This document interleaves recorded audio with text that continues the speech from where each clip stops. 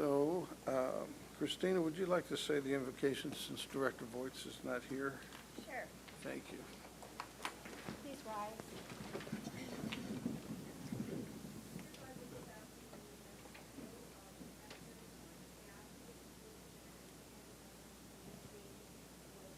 Equity and fairness, and I just pray for all of the drivers that are on our road. You keep them safe and just enhance our agency, Lord, to honor you. And I ask this in your name. Amen.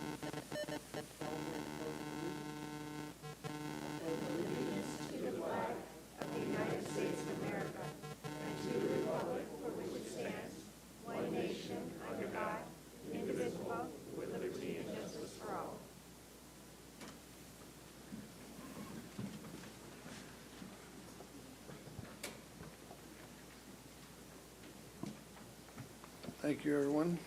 Madam Clerk, would you like to take the roll, please? Chair Chun, Here. Vice Chair Caruth, Here. Director Foley, Director Hack, Director Miniger, Present. Director Piotr, Here. Director Vixarek, Here. Director Huang, Here. Director Moreno, Here. Director Mueller, Here. Director Murphy, Director Nelson, Director Puckett, Here. Director Voights, Director Bartlett, Here. Chair Sachs, Yes, ma'am. Vice Chair Che, Yes. Director Spitzer, Director Tinajero, Director Ward, Here. Alternate Ferguson, Present. Director Chamberlain. We have a quorum on both agencies. Thank you.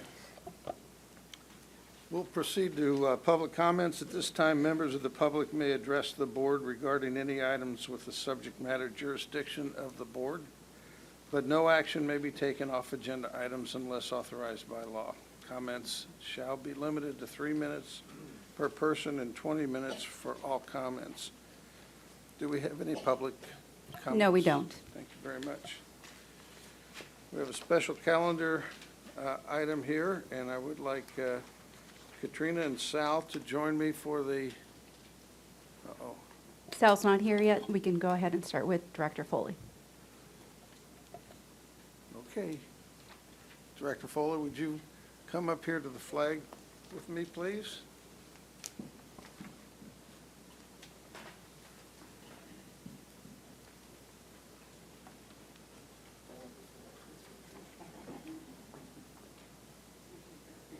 So if you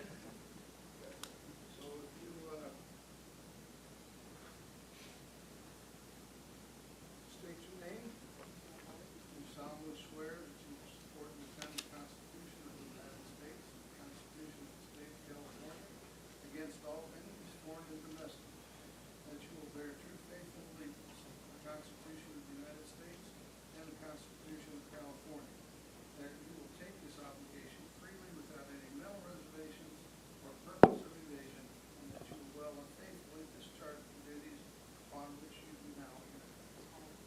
Thank you very much.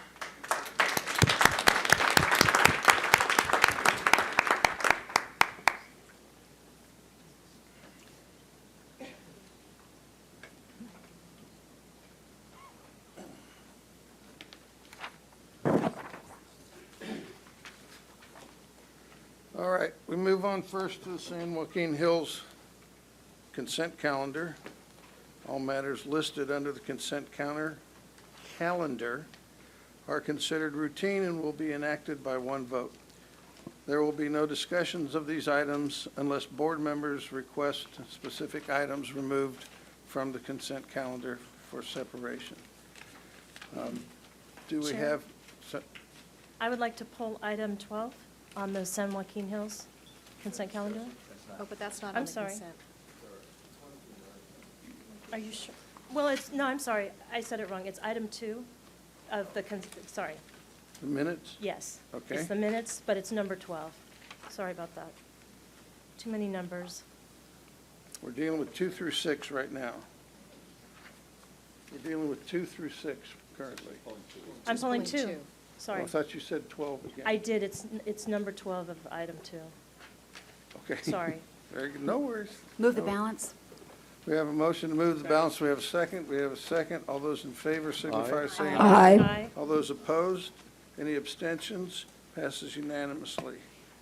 Director Ward, Okay. item number, This is item number 12, which was the approval of modifying our broker-dealer list. And it's on page 8. And I would like to suggest the staff report be modified. It says staff report modified to exclude Wells Fargo from the recommended broker-dealer list. And then it says just due to a financial conflict. And I don't believe that identifies the conversation that we had or the conflict. And I think that's unnecessary.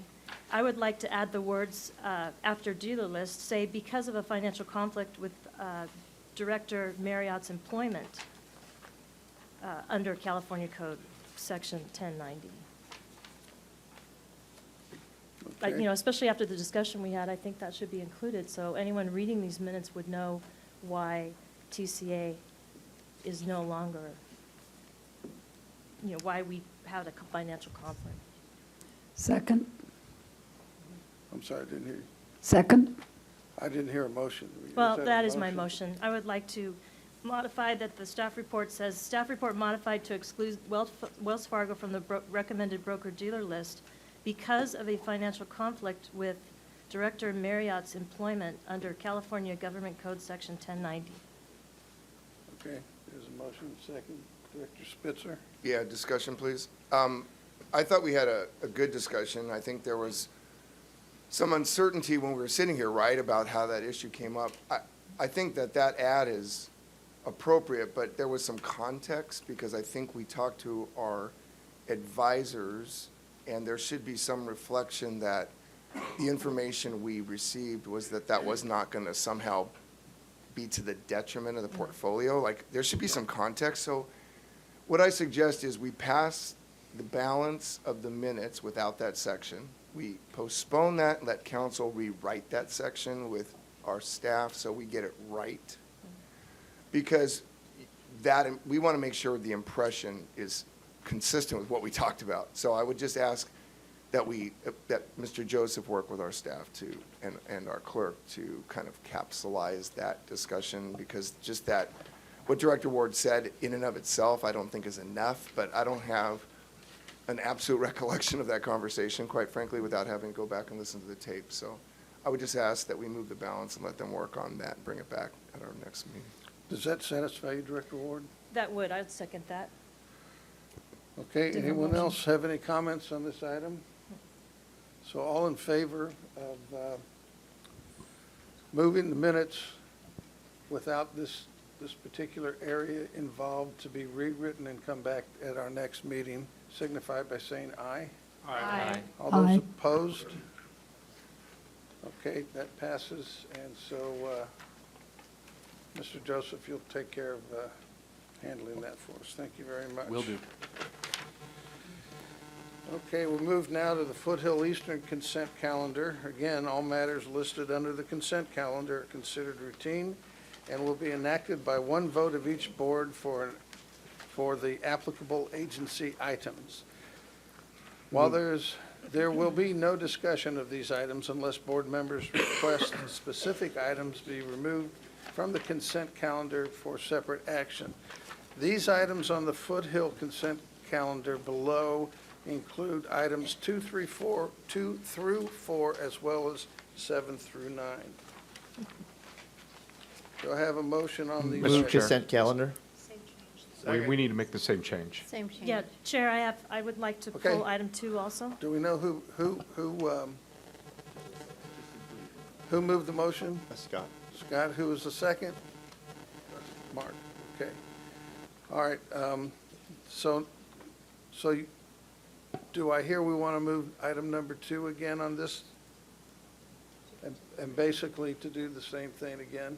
With the same motion by Director Spitzer, and Very I'll good. Do we second have a that. second to that? Okay, And then I also have items to pull. please. On the minutes, number 7, 9,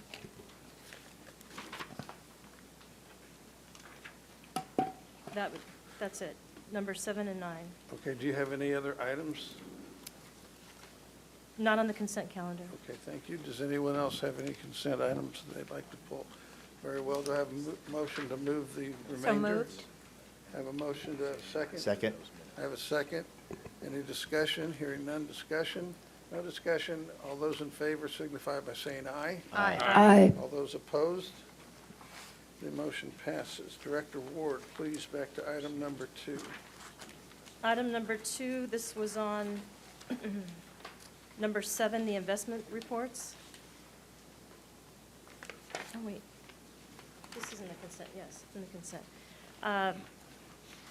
I would like to know when the Wells Fargo accounts were to be removed from our investment funds. Good morning. I'm sorry, I don't understand your question, please. The Wells Fargo accounts that we directed that the agency was going to remove, when was that needed to be done? And is- So, I'm sorry, we were going to remove them as a broker. So, which would mean that we just wouldn't utilize them going forward to buy securities. Okay, so could the agency still have Wells Fargo securities in their portfolio? Yes, we can. Okay, then, that was my concern, there was 9 Wells Fargo accounts in there, so I'll move that item number 7. That's all, Okay. Thank you. just verifying. Do we have a, I don't think we need, that's not a motion. You had a question and it was answered to your satisfaction? Yes, Okay. But do, but I pulled it, so I'll move it okay. for approval. Do we have a second? We have a second. All those in favor? Aye. Aye. Opposed? Okay, that does well. Now, do you want to state the same concerns that you had on the first consent calendar with regards to the minutes? I did miss that for San Juan, but now that the question's been answered, I'm okay with that. I'm fine. I was just trying to make sure we were okay because, Actually, I was talking about the part where affecting the director. In the minutes, as a member of Wells, as a, we did that, I thought. we Yes. did it on the We did first it. one. No, We did it on the this one too. second, too. We did? We did. Yes, Joe. Okay, Sorry about that. no worries. We didn't pull it the same.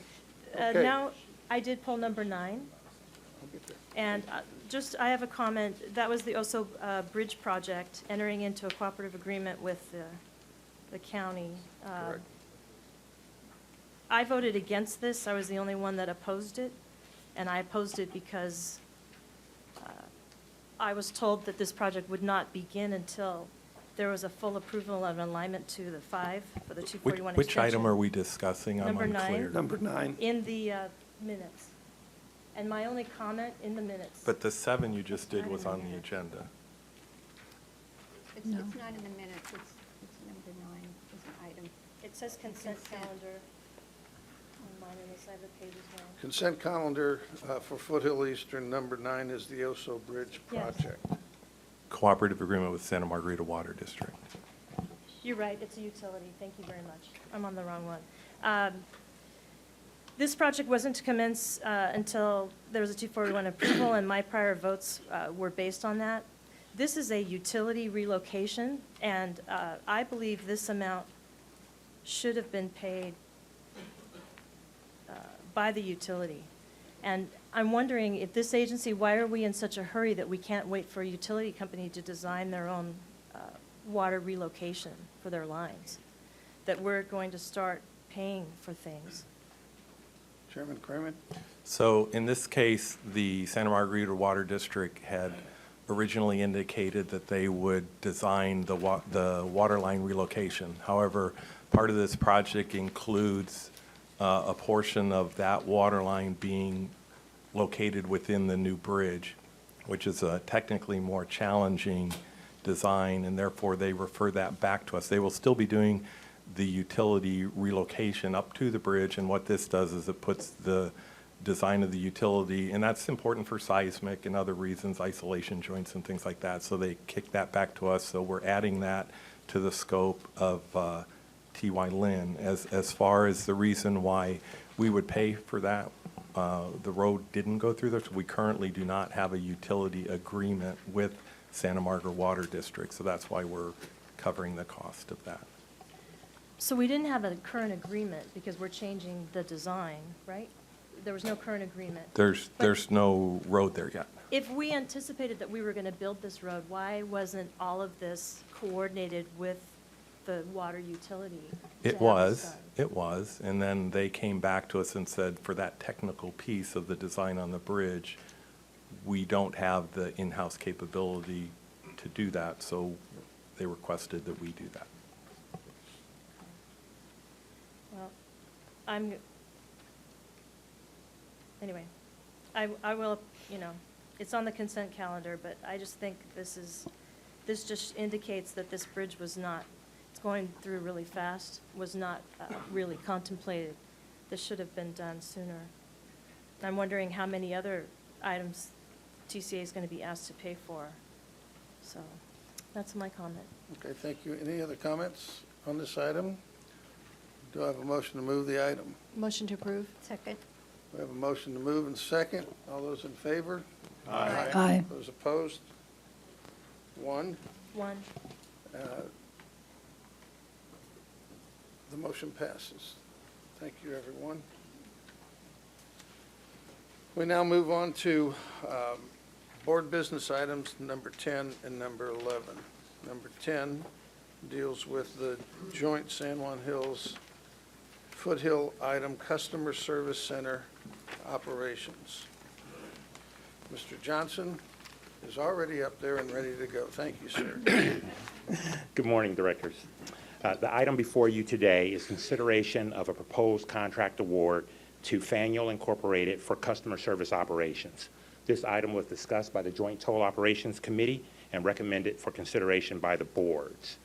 TCA has a long-standing practice of utilizing private industry to augment staff and provide cost-effective services as a means to manage our cost. The unexpected separation from our previous contractor, 3M, in 2015 resulted in the agency adopting two key strategies. The first being the short-term strategy to onboard the 3M staff as TCA temporary employees and to utilize that experience gained to better guide our selection of our next vendor. The second strategy was to adopt a best-of-class approach for selecting the best and most cost-efficient providers for key areas of our tolling operations, including image review, our mobile application, our replacement back office system, and the item we're discussing today, customer service operations. In working with the Joint Toll Operations Committee and its procurement ad hoc, TCA identified procurement goals and processes to aid us in selecting a long-term, well-qualified partner who shares TCA's goals for continuous improvement and is capable of elevating our customer service operations in a cost-efficient manner. Staff developed a comprehensive scope of work, which is inclusive of all aspects of customer service operations, from our call center operation to our walk-in centers, mail, and other forms of customer contact.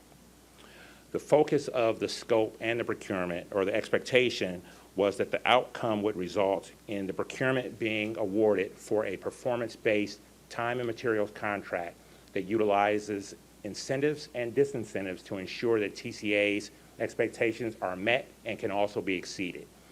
The scope also makes the contractor responsible for workload projections and optimizing their staffing levels, where they bear all the risk for either understaffing or overstaffing the operations. The RFP was released last fall, and 5 teams submitted proposals. Okay. An evaluation panel consisting of TCA operations and finance staff, along with an experienced outside evaluator from the Bay Area Toll Authority, our friends in Northern California, was formed and tasked with evaluating, our apologies, directors. Is that our iPad? I don't know if it's me. I'll try and step back some in case it's me. Okay. It does appear to be me, doesn't it? Okay. Try not to get selected for the random check. So the evaluation panel was tasked with evaluating proposals using a best value process, which considered each firm's qualifications, experience, their project team, their management approach, their staffing tools and methodology, in addition to the price proposal. This evaluation resulted in the clear distinction of a top-ranked firm. Each evaluator's independent scoring and points were used to determine that evaluator's rankings of the firms, with their highest scored firm receiving the #1 ranking. The rankings of each of the evaluators was then combined to determine the overall highest ranked firm. Faneuil was ranked #1 by all 6 scoring evaluators, as well as the 2 observers. Faneuil's price proposal was also the most advantageous to TCA, being approximately $1 million per year lower than a second-ranked firm, Aegis Projects, and approximately $2 million a year lower than the third-ranked firm, Coffee Root. Over the expected 10-year term of the contract, this cumulative savings is significant.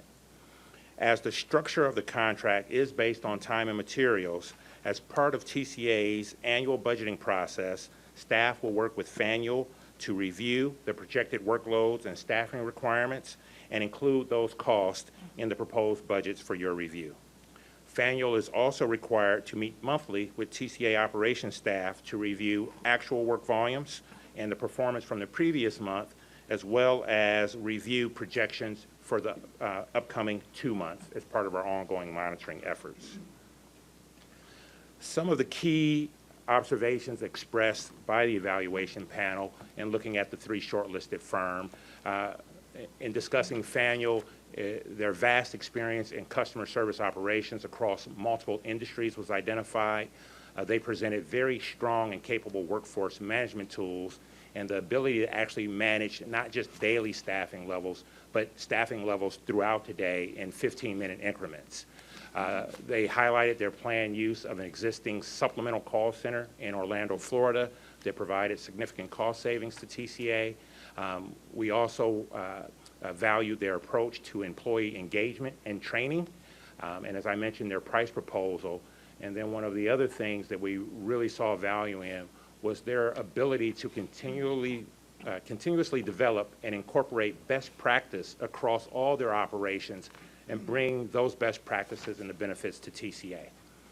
In terms of Aegis Projects, the second-ranked firm, they were solid and presented a good proposal, but their workforce management tools and their approach was not quite to the level. It was still a high level, but it was not quite to the level of Faneuil.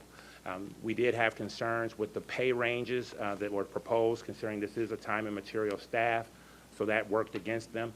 And then, as I highlighted already, their cost proposal was significantly higher than the top-ranked firm. And looking at Coffee Root, the third-ranked firm, their experience was more narrow. They've primarily provided services for one agency, our friends at OCTA, so they didn't necessarily have that broad perspective across customer service in multiple industries, but they still presented a strong proposal. They also had no prior experience with workforce management tools or their proposed subcontractors because they haven't had to deal with an operation the size of TCA's. In completing the evaluations, staff also conducted additional due diligence. We reached out and received several reference checks, all which were highly positive. We also inquired of any known terminations for breach of contract. We also tasked Nossaman, our outside legal counsel, with conducting litigation searches, and no significant items were found that the board should consider.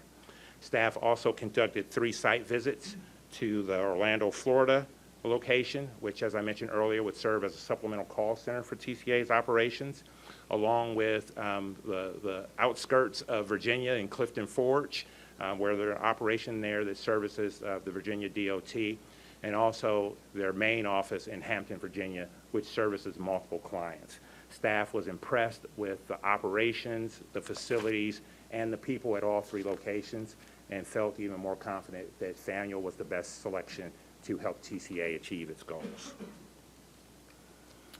In terms of next steps, with the board's approval today, Mr. Kramer would execute the contract, and staff would immediately start work with Faneuil to begin the transition. With us today are Anna Van Buren, the CEO of Faneuil, her Executive Vice President, Scott Sorensen, who will also act as our lead during the transition and for a certain period after to ensure we're stabilized. Patricia Robert, their Director of Recruiting, and Annalee McNider, who will serve as our Implementation Manager. The first step in the transition. Yes, sir. I'm sorry to interrupt. That's Could okay. you ask those four people to stand up? Sure. Because between you and the, this thing, I can't see I'm anybody. sorry. Okay, well, thank you. So on your far left is Scott Sorensen, Executive Vice President, Anna Van Buren, their CEO and President. Patricia Robert, their Director of Recruiting, and then Annalee McNider, our Implementation Manager. Okay. So those activities are actually hoped to start today, of course, based on the board's action. And the first step in those efforts would be to engage the employees. We've spent a lot of time and effort focusing on how we would treat TCA's people during this process. So our plan, if the board approves this item, would be to immediately have a town hall forum with the team. We have been sharing information with them throughout the process leading up to the board meeting. But if the board were to approve action today, we would take those next steps and give them more comfort in knowing exactly what the future at TCA looks like. Faneuil is also required to provide us input on our system procurement specification.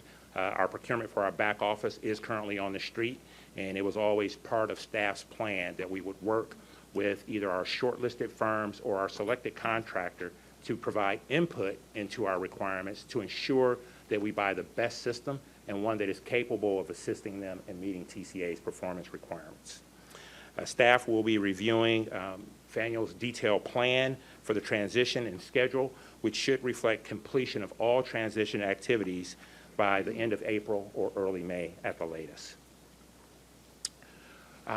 With that concludes my report with the requested board action for the San Joaquin Hills Transportation Authority Agency, that they authorize the Chief Executive Officer to execute contract number K001131 with Faneuil, Inc. to provide customer service center operations on a time and materials basis for a term ending on June 30th, 2022, with a not-to-exceed amount of $19,380,000, plus optional extensions up to an aggregate of 10 additional years, including one 5-year term, one 3-year option, and 2 1-year options.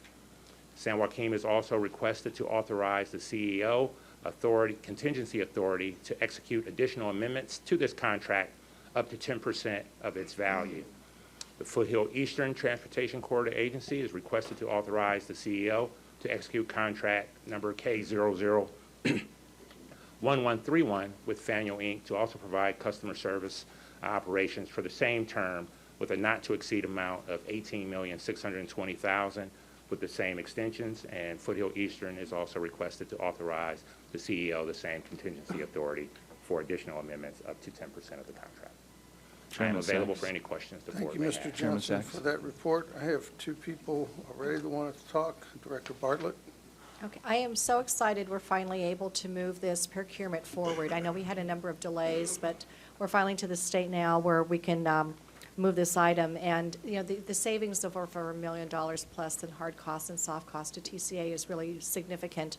Plus, by outsourcing these individuals for the customer service work, we're going to be reducing the pension liability to TCA substantially, in addition to other things that will benefit the agency. So I think with the scalability, the best practices, the technology, and the way they handle their business model, it's really quite impressive. They've got a significant and a really positive track record out there in the community. So for all of those reasons, I'm really excited about the way they do their business and the cost savings to TCA, especially on the pension side of things. That's going to be really significant for our agency over a 10-year period. So with that, I would move this item. I'll second that. With Okay. Mr. Chair. We have, just let us know, let either Christina or I know that you want to speak, and we'll put you in line next. Director Spitzer, please. So I concur in everything my colleague Supervisor Bartlett indicated, but I have some concerns, and that's the term. In fact, Supervisor Bartlett's last sentence says 10 years. This is not a 10-year contract. It's a 5 plus 3 plus 1 plus 1. No, the savings at over 10 years is what I was referring to. Right, but the term that we're being asked is not 10. Today is 5, okay? And right, Samuel? Yes, the base term is 5 The years. base term is 5, so it doesn't presuppose we're going to extend it. What is in front of us today is a $42 million 5-year contract. In the budget, it's $21 million to San Joaquin and $20 million to Foothill Eastern, okay? That means if you approve this, if you're here for your entire term, 4 years, 1 cycle, you will never see the reapproval of this contract potentially because it goes beyond all of our terms as elected office holders. That is a bad business practice, in my opinion. What's happening is we're seeing the extension of these contracts without our oversight. And let me give you a couple of examples why I think that's a bad practice. Director Ward just raised the Wells Fargo issue. And as I was thinking about what happened, that was a 1090 issue, right, that could have recused our entire board. It wasn't disclosed to us. We all walked in here, you all thought it was because of the bad press Wells Fargo was getting because of other issues that were in the press, and suddenly we were told that if we went forward with Wells Fargo, because we had a member who works for Wells Fargo, could recuse our entire board. We are going into closed session on a potential 1090 issue. That could recuse our entire board. And when we were in committee a couple weeks ago on another procurement, staff disclosed to us through just questioning that there were subcontractors that had been aligned with the primaries that we were for consideration, and none of us had done Levine Act checking on those to see we wouldn't have any issue. We had to continue it, and when I asked those questions that ended up revealing that there were subs, I was told, well, it doesn't matter, we didn't have to disclose the subs because they're not being recommended. That is not the law. The law is anytime we are being considered any slate, we have to know everybody on the slate because we could grab somebody who's not being recommended, and it's part of the deliberative process. So if you want to extend a contract around here for 5 years and never see it again, go ahead and do it. But traditional practice is 3 plus 1 plus 1. And secondly, you're starting with a new vendor, and we should have some oversight of that. I mean, look how much grief we took on this board when we were dealing with our back office and customer complaints. Our response times, we had all kinds of problems. That's why we're here. But I think we have an absolute obligation with a new vendor. And I looked at their background and their clients. I mean, they're outstanding. I mean, I don't disagree at all with the recommendation. I just don't think we should take ourselves out of the mix of our oversight responsibilities. So I'm going to make a substitute motion to move the recommended action with 3 plus 1 plus 1, so that every one of you know that if your councils agree to send you back here, you will be able to have accountability in your term here, and you will be able to see it. But to go 5 years means you would approve it today and have maybe no idea whether you could influence the decision in the future. I think that given the things we have been dealing with around here and our oversight responsibilities, I think we need to make it 3 plus 1 plus 1. I'll second that. We have a motion and we have a second. I've got a substitute motion and a second. I want to talk before we vote. I understand. So I've got 6 people currently that want to speak. Director Ferguson? My comment is simpler.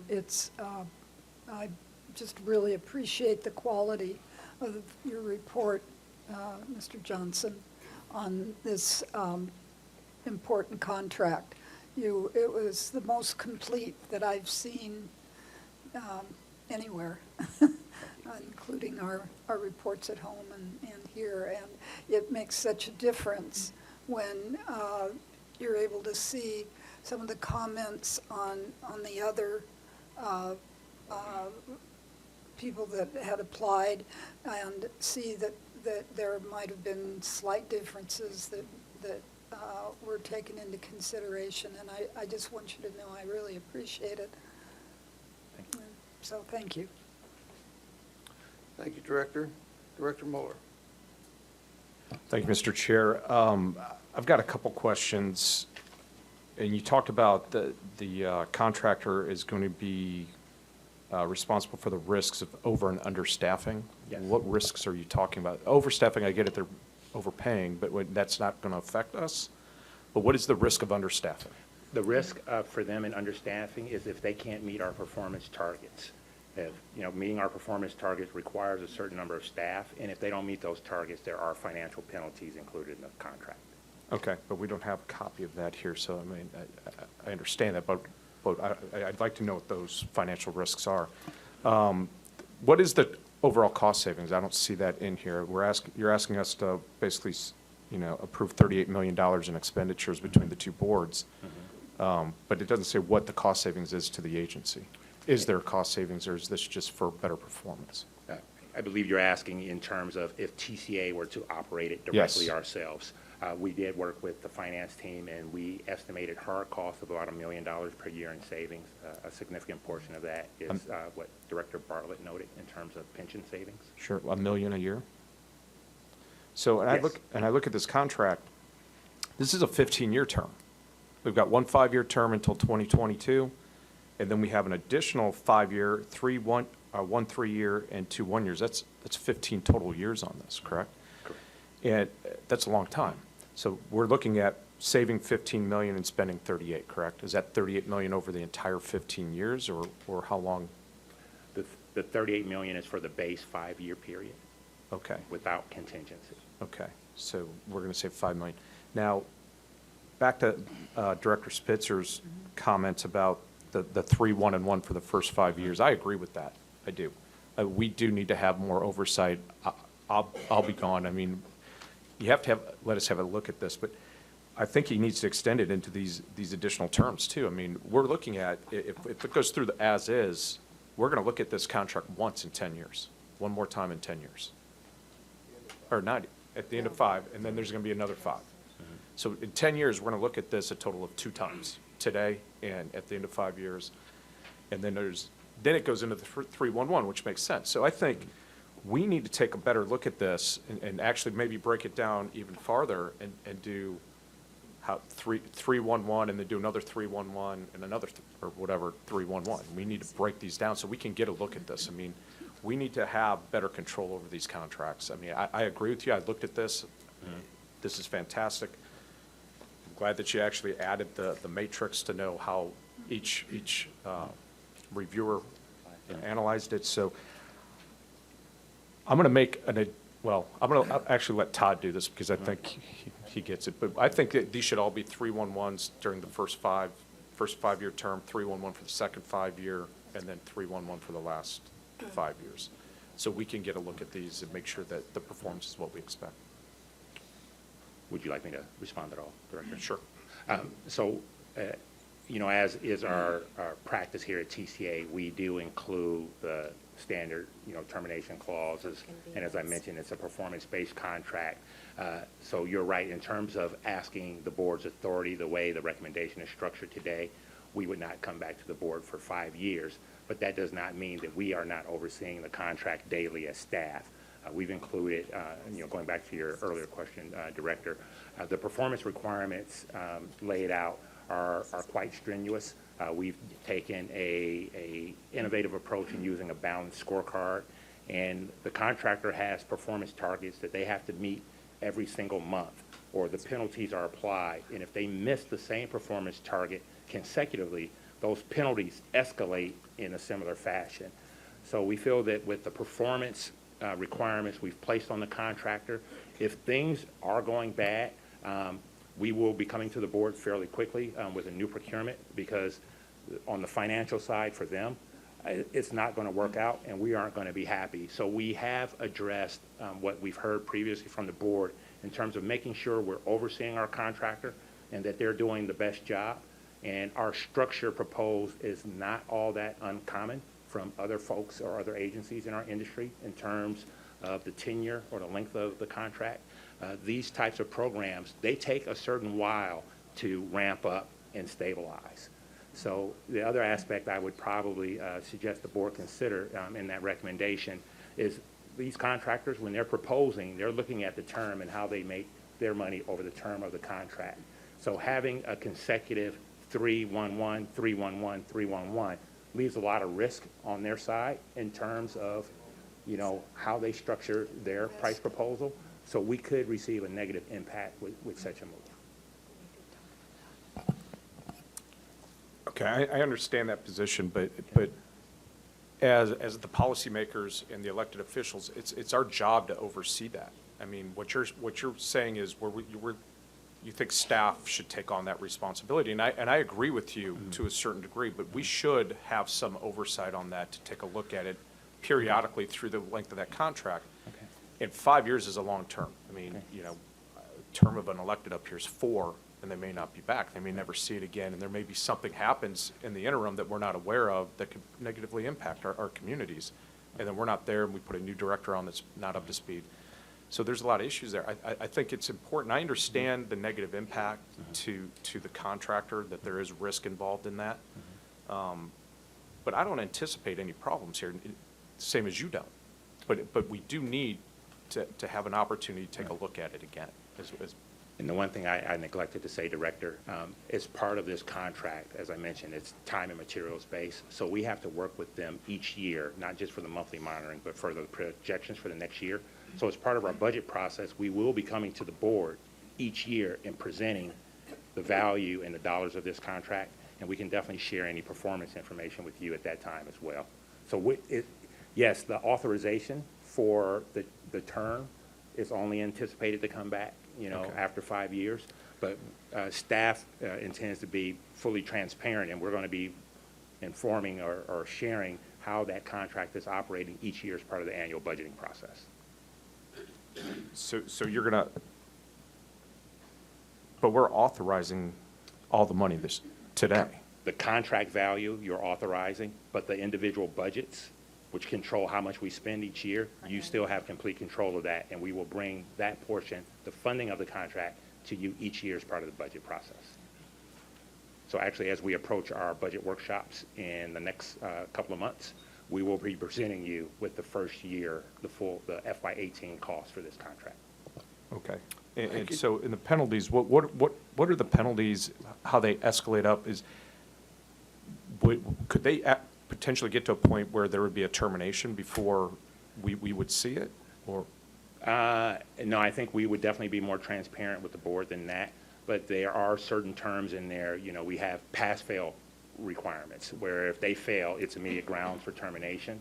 Okay. But then on the performance, I think we've identified 13 key performance metrics that they're required to manage and report on each month. And each of those reporting metrics has a certain weight applied to it in terms of penalty.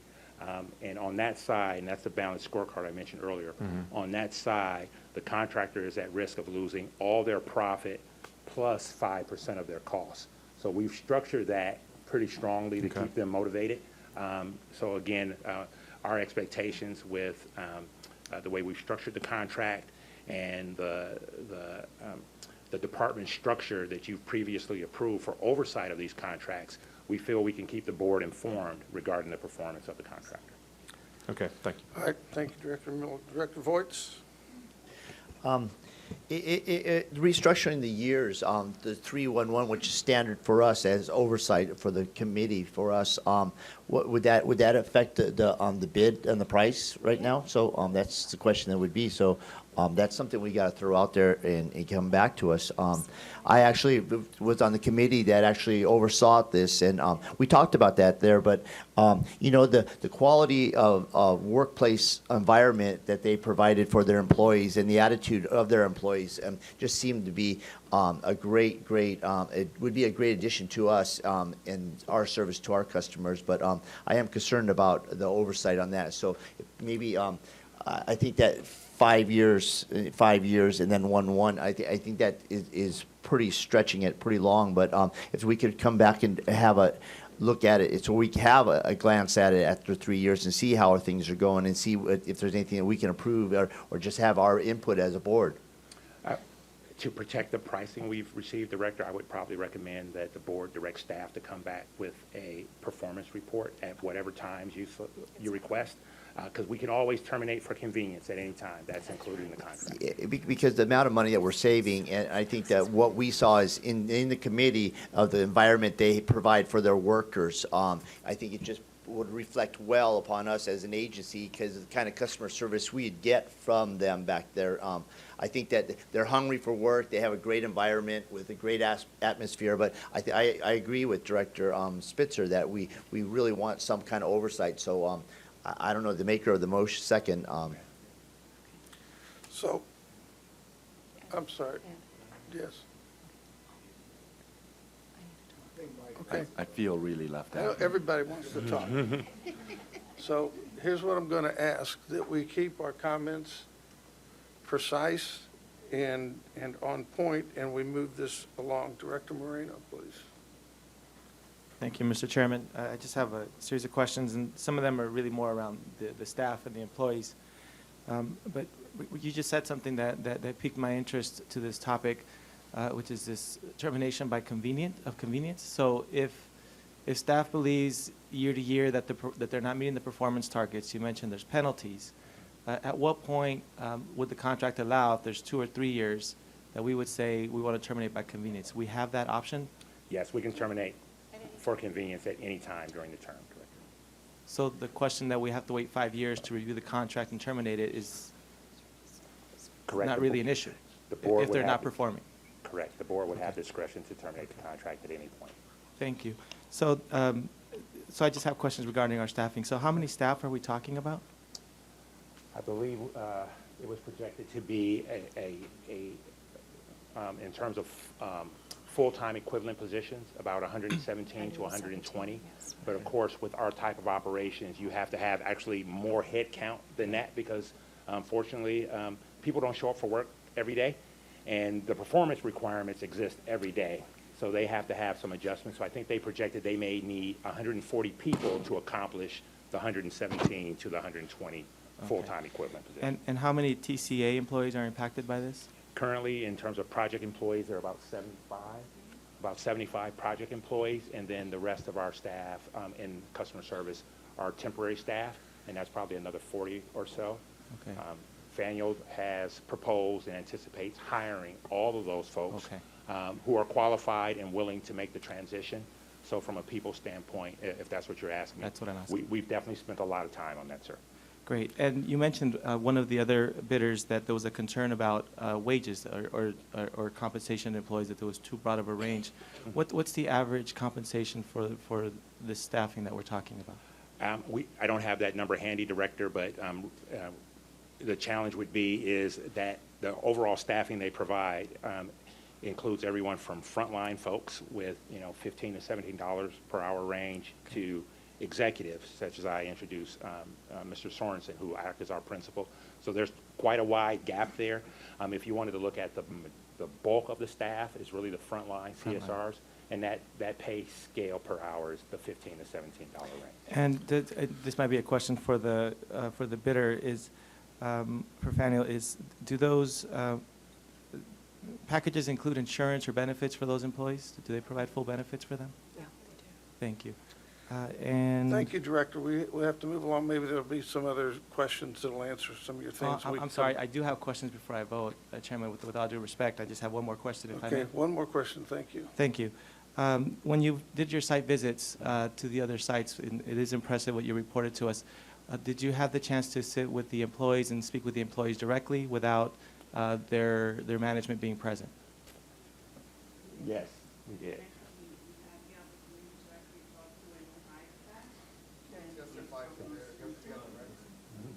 We had the opportunity not only to talk to assistant staff, but to an entire class and comment what is being.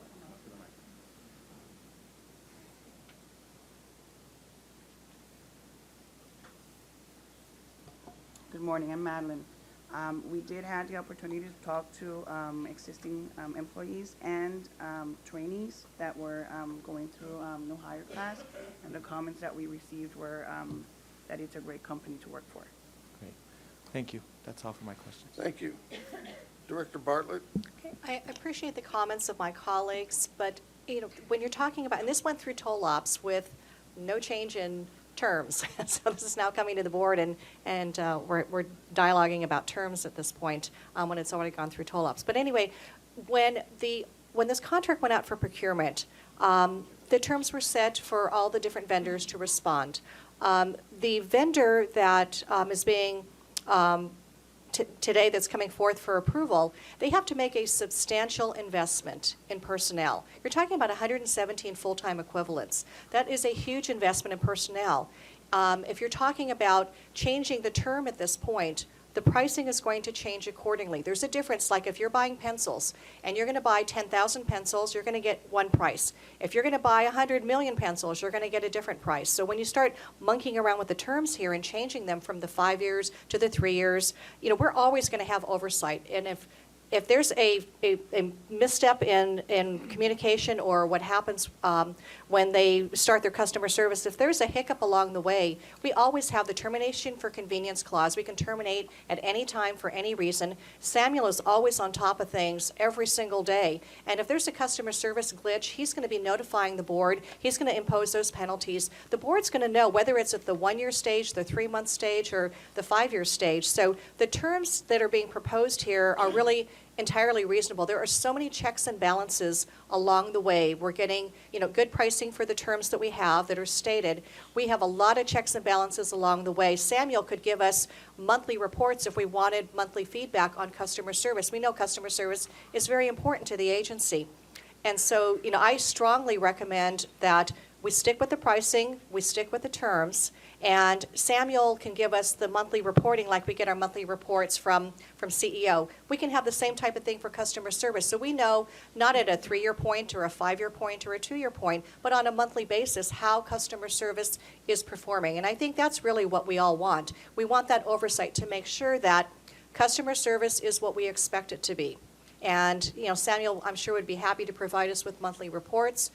So the terms are insignificant or not as significant if we just have that continual reporting about the customer service aspect of the contract. But I know that if we start changing terms at this point, which doesn't really make a lot of sense to me. We've got so many checks and balances in place. We've got pricing based on the terms that are being proposed. So I would just urge my colleagues to really consider all of that. We've got a lot of options along the way. If they screw up, we can terminate their contract. And we can also terminate for any reason at any time.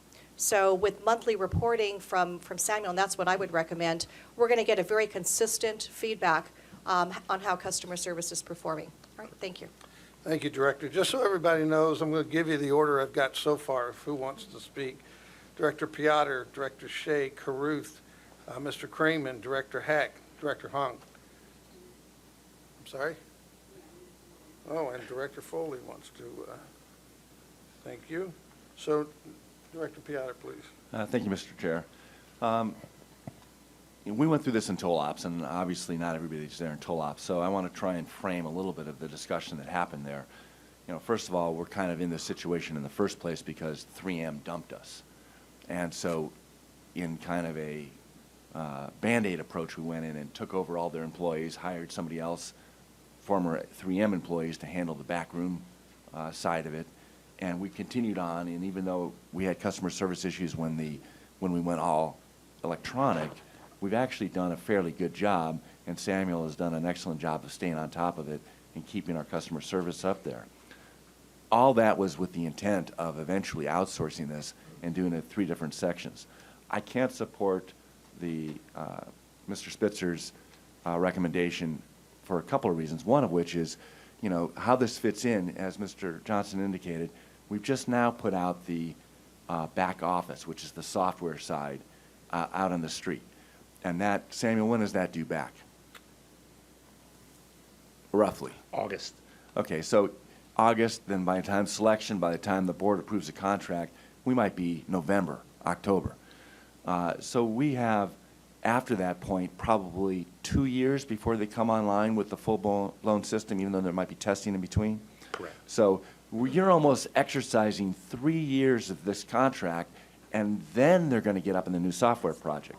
So basically, Faneuil's coming in there, and they're taking our legacy system, mostly taking our employees, working on that, working on the transition to the new system, and then you're going to renew their contract?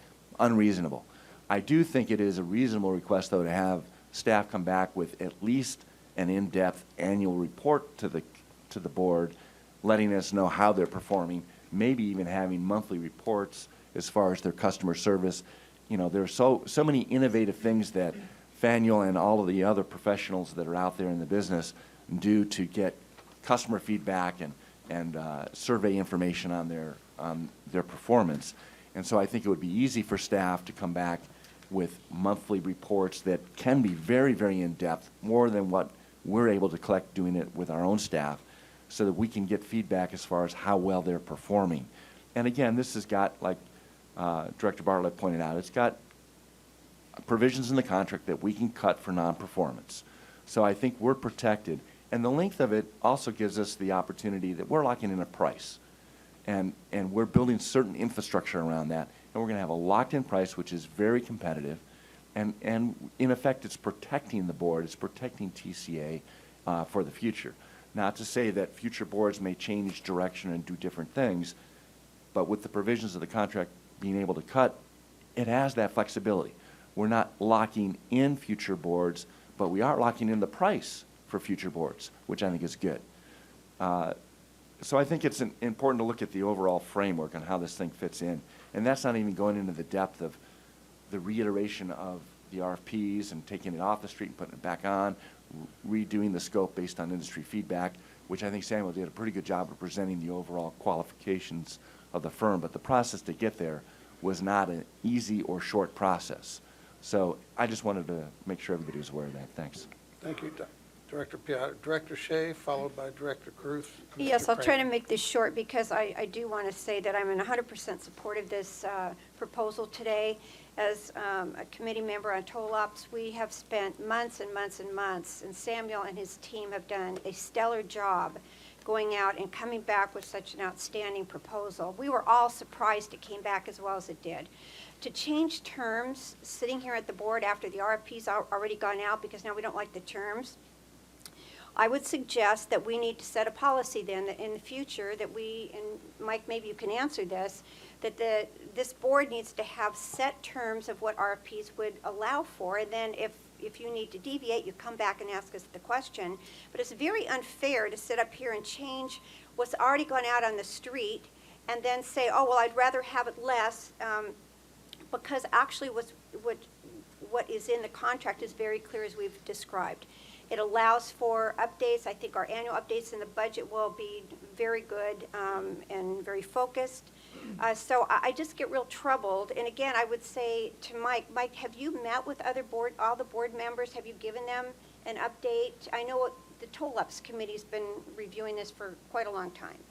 So we did reach out to all board members and offer the opportunity for a briefing on this contract prior to today's meeting. Not everybody took us up on that. Okay, but we offered it, so people understood. It's just not fair to the vendor that we sit up here when we're supposed to go ahead and move forward. And it's this fantastic contract, believe it or not. It's much better than we ever anticipated coming to us. And then say, okay, well, now we're going to change the terms. And it's just like we might as well just take this whole thing, go back out on the street, and be fair to everybody. You don't want to do that. It's been a lot of effort and months of effort. So I just feel very uncomfortable about this substitute motion. And again, as you read through this, you will understand it is a great contract.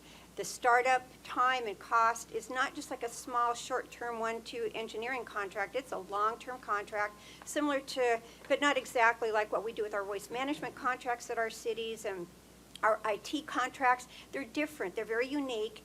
And it takes a longer term to get them up and going and to help cover the cost of that setup and the structure.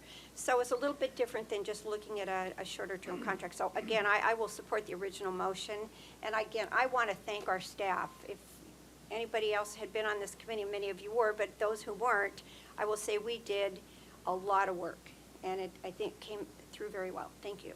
Thank you, Director Shea. Director Caruth, please. TCA customers will benefit from this contract. This brings to all of our customers our ridership, increased quality customer service, and I think that the longer term means we're going to build a team, and that's, I think, everybody on this board is interested in doing that. So I support this contract, and I'm very confident in the work, hours of work on toll ops and staff to put this all together. I was a little bit troubled by a comment made by Director Spitzer. You do have your seatbelt on. I want to make sure you don't leave while I'm talking. Because we made sure we put seatbelt on that chair over there. Elected officials at all levels of government all kinds of agencies enter into 5-year contracts, never knowing, gee, am I going to get elected, in 2 years, or am I going to get, recalled, or am I going to not be appointed to the TCA board? We can't operate in that kind of a world, and we have to have confidence in what we're doing, confidence in those people who replace us, and certainly confidence in staff, and knowing that this will come back in a year if we'd like to review it, or toll ops, should make everybody have a lot of confidence in this whole process. Thank you, Director. Mr. Kramer. Thank you, Mr. Chair. Just a couple things. A lot has been said, but I just want to emphasize the thing is that through the budget process every year, you have the opportunity to approve the funding for this contract. The question of term is a good one, and our normal way of doing contracts is a 3-1-1. However, there are a number of contracts that we have here at the agency where we don't do that. If we look at our on-road equipment contract, that's a 10-year term. Okay, the original intent of this contract when we were first discussing it with Toll Ops was a 10-year term. Okay, in reaction to comments we got back, we changed it to the 5-5-3-1-1, and the 3-1-1 is there because there will be a need for a transition and a bringing on of a new vendor at that point in time, and we want to have the flexibility in the contract. This is not a contract that operates month to month. This was a 2-year process to get to where we're sitting here today. So when we have these complex contracts, these complex opportunities that are so core and so critical to the business we do here at the agency, this long-term partnership, a word we've used a lot through this process, we're looking for a long-term partner. So let's hold up our end of that. I love the ideas of performance reporting. We have built in so much reporting in this contract so that we as staff are going to have that, and we are more than, I think it's a great discussion to share that more with the board members as we go through that. And then it was emphasized that we do have the termination clause. If we get into a situation, then we can get out of that. That the contract allows for that. This is the second time this agency has procured its customer service center in its history.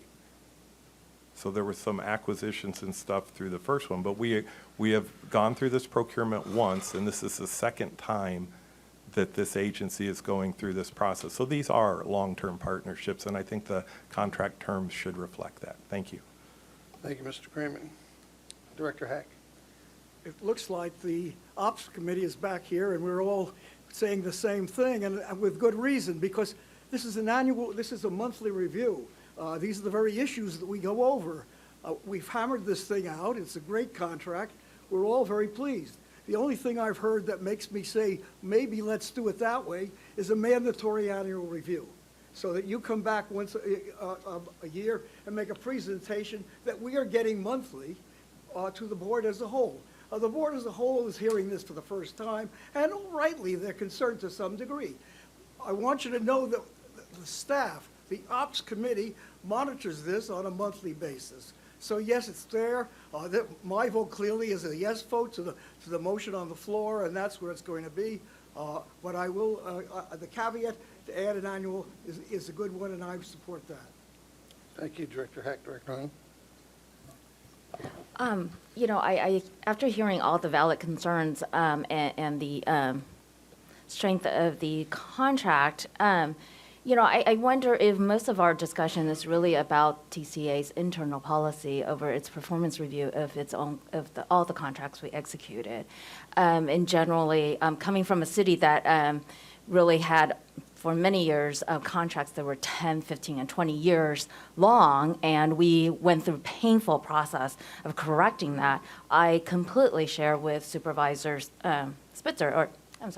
Spitzer's concerns, because I had to deal with that.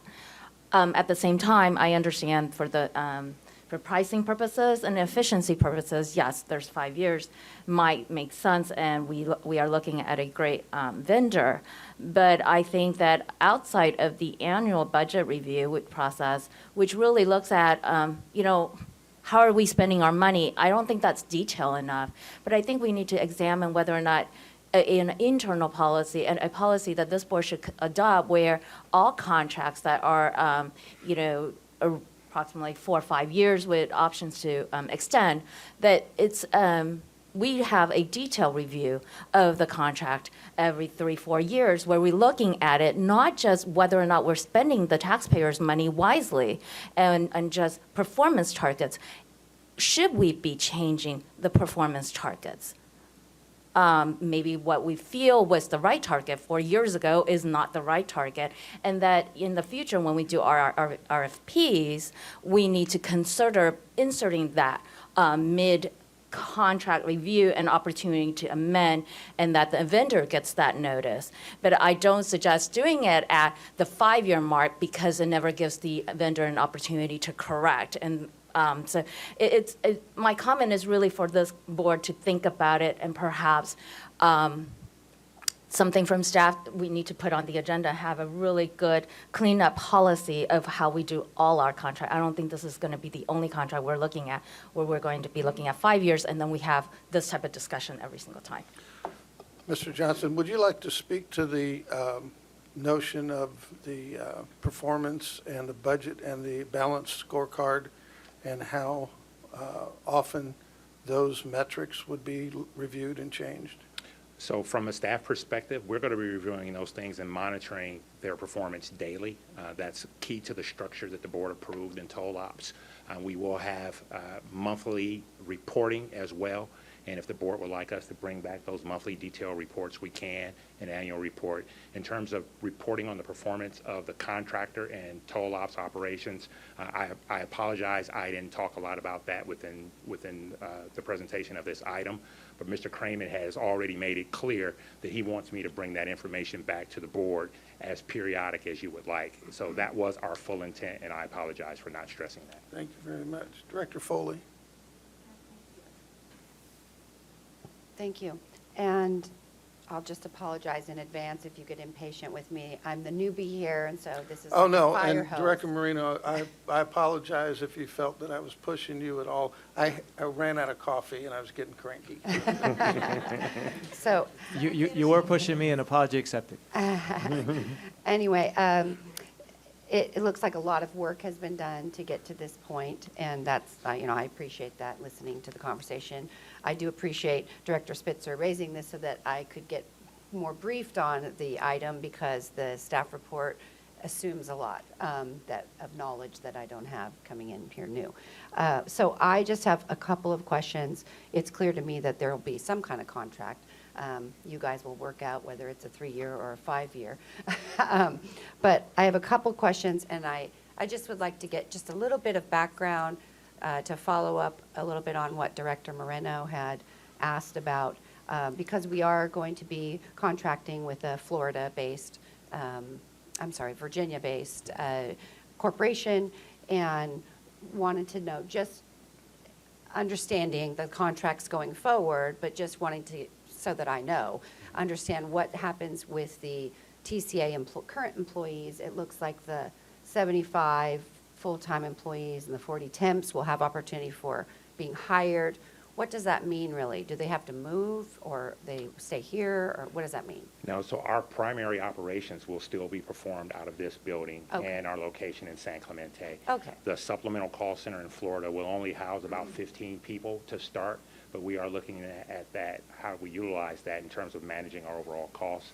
So the ratio between here and there could change, but all the folks who are currently here as TCA employees working in customer service will have an opportunity to work for Faneuil. Okay, great. With no So, relocation required. not knowing that, I just was concerned that we were going to be causing people in Orange County to lose jobs. So thank you for that. Also, can we just clarify the voting process in terms of, I'm on the San Joaquin Hills corridor, and do I vote just on that contract, or am I voting on both? Okay. So what would happen if there's a split vote in some way? Because. Why don't we answer that after I talk? 'Cause I'm going to withdraw my motion. Oh, okay, fine. I just want to try to understand what happens if there's some kind of split vote between the two corridor agencies. Thank you very much, and that's all I had. I appreciate all the hard work. Looks like there's a lot of work been done on this. Thank you. Director Spitzer, if you would accommodate Yeah, thank you very- two more folks who would like to speak, then you can then it'll be your turn. So, Chair Chun. Thank you, and I'll keep my comments brief because I know what Director Spitzer is anticipating to say. I just want to say that I appreciate the commitment that our staff has shown in creating a process that makes me comfortable, that the terms of the contract have enough oversight on a staff level. I also suspect that we are going to get regular and frequent reporting on the success of this partner. I can tell by the discussions and the interaction on toll ops that there is also a commitment by this agency and by our potential new partner to support our employees in a way that's going to make them happy. And I can also anticipate by the look on Mr. Johnson's face that he's looking forward to making positive and frequent reports on the success of this partner. Yes. So I would be shocked if we did not hear consistently about what's happening with this particular partnership. So I'm grateful to all of the supportive comments. And I'm also grateful that Mr. Kramen has taken it upon himself and his staff to reach out to all of the directors and give them an opportunity to get a more individualized and more detailed explanation of what we received on this board and the discussions that we received in toll ops. So thank you very much, and I'm looking forward to supporting this contract. Thank you. Director Puckett and Director Spitzer. I appreciate all the comments, but I've been on the toll ops board or committee for some time. I have total confidence in the staff's recommendation, and I would urge all of my colleagues to be in favor to support that. Thank you. Director Spitzer. So I appreciate the discussion. So during this discussion, I went over and we actually looked at the contract. And there is a termination for convenience, but then you got to look at the next paragraph about what you would have to negotiate if you exercise the termination of convenience. Don't think that any company would walk away at a termination of convenience and say, you know what, thank you for our notice, and we're just leaving our everything. We're just going to walk away, and we're just going to eat everything that we've invested. In fact, that's not what the paragraph says. It doesn't allow for profits, but allows them to get back everything they invested when you terminate for convenience, which means what? A fight. It means closed session, lawyers, their lawyers, our lawyers' litigation. So my point is there's a nuance between knowing somebody's coming up to a 3-year renewal where that's a vote versus exercising a termination of convenience in a 5-year period where you're going to have a fight. So to my point, and I will withdraw my motion because I think the chair of the committee, Director Piotr, made some great points. I think everybody made really good points. And I try to do 2 things around here. I think we should be reasonable and we should work together. So when people make good points, man, I'm willing to change my mind all the time. I think you should have an open mind. But there's 2 things that are important in those reports. One is that if a director feels strongly about an issue, that is not just going to toll ops, right? It's our entire board, so everybody's on the same page. And that there would be a mechanism if you wanted, as one director, to agendize the discussion of terminating for convenience, so that you don't get blocked if you think it's something you want to bring to the full board, if you feel strongly about it, and that there are issues raised at that level. So could I just get some clarity, Mr. Johnson or Mr. Kramen? How do you plan to, are you going to do like written reports and it'll be in our email? Are you going to go to toll ops committee and update, or are you going to, during our budget, are you going to have a special kind of place for updates on customer service on an annual basis? What's the format? Certainly, one of the things that we're doing here is monitoring performance, and that, as Samuel articulated, that's daily by staff. It'll be monthly to toll ops committee. I would suggest quarterly to the full board. Perhaps the monthly reports we send out with the weekly updates, so that you can say, and that's going to be the metrics. That'll be a lot of numbers and performance measures, how they're achieving the objectives. But I think a more in-depth report, because we're all looking at this carefully, because we expect to improve our customer service through this partnership. And not just, back to Director Wang's comment, not just in what we've put in the contract, but one of the reasons that I think Daniel rose to the top is because of all of the call centers they have in different industries and throughout the country in terms of toll industries, and bringing back their best practices. So this is going to be a continuous improvement contract as well. So in addition to their performance on the metrics, I think we also in those quarterly reports should report on what value they're bringing to us in terms of those types of improvements, things we don't even know yet of how we can do things better in that. So quarterly to the full board, and we can do that in a send out. And then if there's, I guess, enough meat on the bone, bring it here and we'll do, as part of the CEO report, we can do a presentation and highlight some of those metrics on a quarterly basis, and then an in-depth annual review of performance. So during the budget, when you go through our budget workshops, you can have a placeholder, a bullet, and you'll update us. Mhm. And then, Mr. Joseph, what are our rules about any director wanting to put something on the agenda? You notify the chief executive officer. So anybody can do it without prohibition as long as they give notice prior to the 15 days? Okay, all right. So that's still preserved. We don't need to change anything. All right. So, thank you. So, Mr. Chairman, I'll withdraw. I want to thank my colleagues for their input. I think it got a little better, and I want to thank everybody for that. So I think it's probably unnecessary to have my substitute motion. Thank you, Director Spitzer. I'm sorry. No, I understand. So, and I do appreciate, I think we only had a couple people who didn't speak. I'm sorry, Mr. Joseph. Just a procedural point. We're going to need 2 motions in 2 seconds, one for each agency. Correct. Okay. Thank you.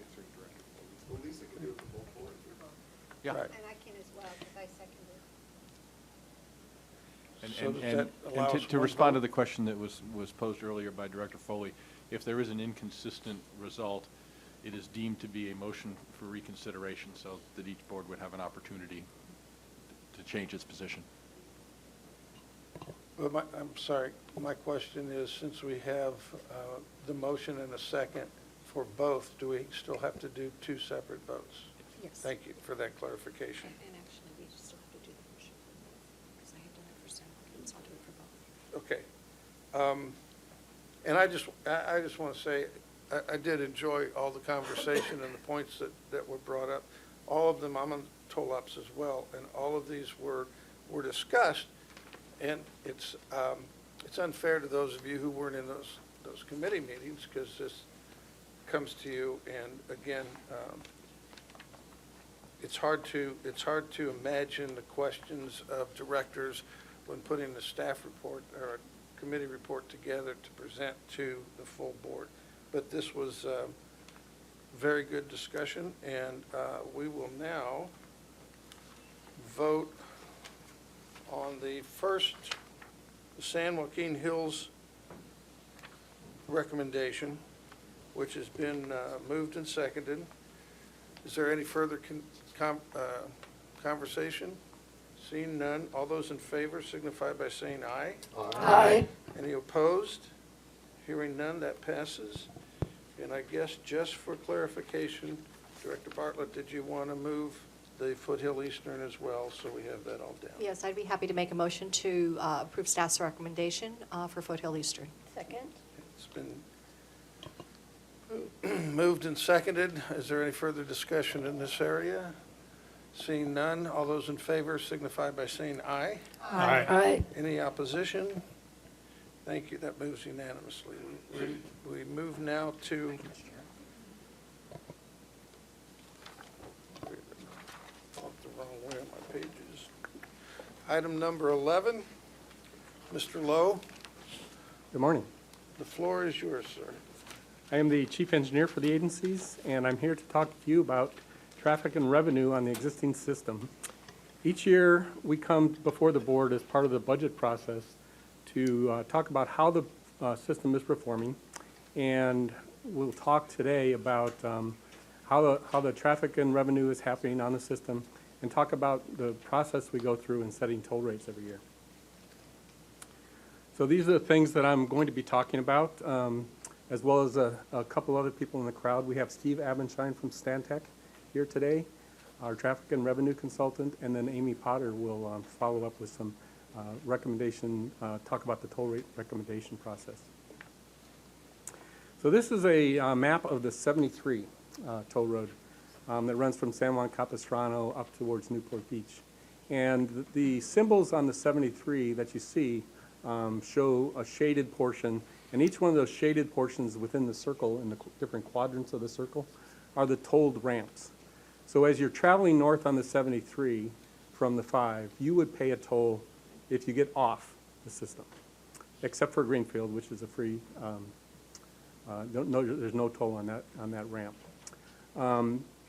If you get on in this area, you do not pay a toll until you get onto the mainline plaza. That's where you would pay a toll. As you continue past the toll, you would not pay as you get off. But if you get on in the northern section of the 73, you pay as you get on. And the exact opposite occurs in the opposite direction, so as you're going southbound. Any questions there? This is the easy one. As we go to the Foothill Eastern system, it's a lot more complicated. In the very southern segment of the existing 241, you pay a toll as you get on, but you don't pay a toll when you get off. In the middle section of the Foothill project, you pay a toll as you get off. And exactly opposite in the opposite direction. On the 261, or the west leg, there's actually, you pay toll southbound getting on, northbound getting off. And the exact same thing happens on the 133.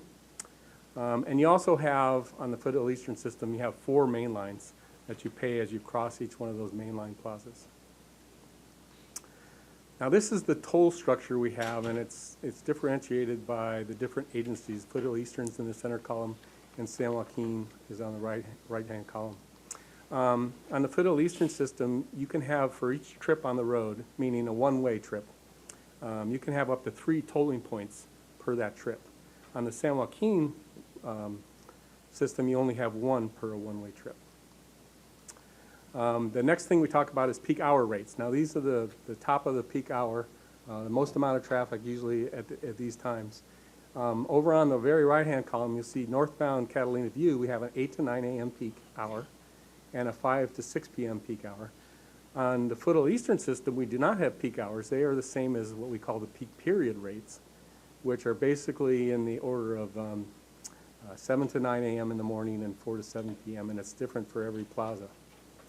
San Joaquin has a Saturday and Sunday weekend rate, special rate, which is actually lower than the weekday rate. And then, but Foothill Eastern has not adopted that policy yet. Off-peak rates are all other times, and we also have a multi-axle policy, so trucks or autos carrying trailers pay double the auto toll and 4 times the auto toll for 5 or more axles. This is a pie chart to give you an idea of the scope of the revenue and where it's allocated to. We get about 87% of our revenue for the San Joaquin agency, the transactional toll revenue, from the Catalina View mainline, and about 13% from the ramps. So over on the Foothill Eastern agency, we have 4 mainline plazas, and we get approximately 89% of the revenue from those 4 mainline toll plazas, and approximately 11% from the ramps. So now I'd like to have Steve Abenshine from Stantec come up and talk about the performance of the system.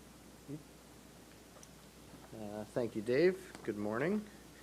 So just want to walk through 4 parts of the review of what we look at as we monitor the traffic and revenue on the facilities. Looking a little bit, starting first with the background, the user base. Dave talked about the facilities and the tolling locations, but I'd like to talk a little about who are the user bases of both facilities. Starting with the Foothill Eastern, so the system basically functions with 2 different sectors. The Windy Ridge, Irvine Ranch, and Orange Grove toll plazas service a very strong commuter base that actually originates in largely the Inland Empire in Riverside County and San Bernardino County, where you actually have traffic coming west on the 91 in the morning and then south on the 241s as they access job centers in downtown Irvine. The alternatives to this section of the facility are really the SR 55, the 57, the 91, heavily congested corridors. So you do see a lot of commuter traffic that's utilizing the toll facilities to access job centers in Orange County. The southern end of the corridor, you actually have a lot of housing that's located in southeastern Orange County, and this traffic actually comes north on the 241 through the Tomato Springs mainline plaza to again access a lot of the job centers that are in downtown Orange County. So you have this southbound in the morning, northbound in the afternoon peak at 3 of the mainline plazas, but the reverse of a northbound in the morning, southbound in the afternoon peak on the southern section of the 241. There's no real major freeway competitors there. You do have the I-5, that's a little bit of a competitor, but for the most instance, you're looking at signalized arterials through that area. There is a lot of future planned development down in this vicinity. So the expectation is that this is a leg that could see some substantial growth as we look out into the future. The 73 is a little bit different. You do have a larger mix of long-distance trips. It is a competitor and parallels the I-5 and the I-405. So trips that are between San Diego counties and LA counties, the 73 is a viable alternative to the heavily congested freeway network. But you also supplement those long-distance trips with a commuter base. So you do actually see some peak period travel in the northbound morning, southbound afternoon, as trips utilize the 73 again to access a lot of those job centers, either along the coast or in central Orange County. The other thing that we do is we're monitoring traffic on a continuous basis to understand how it responds to various toll increases. And so looking at the toll increase that was implemented July 1st of this fiscal year, all fast track rates on both facilities were increased by 2%. That 2% is what we consider to be a long-term approximation of inflation. And the $1 discount between the fast track and non-fast track payment types was then applied once the fast track rates were increased. So looking back historically at both facilities, the next graphs kind of show that both facilities have kind of gone through 3 periods of performance.